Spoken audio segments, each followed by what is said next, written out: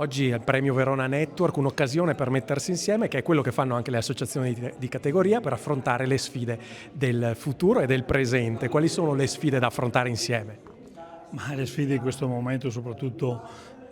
sono le sfide legate a questa economia, un'economia difficile, un'economia particolarmente difficile nella provincia di Verona dove c'è questa spada a Damocle dei dazi che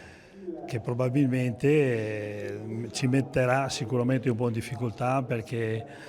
probabilmente riusciranno anche a ridurli, ma qualche cosa lo dovremo sopportare.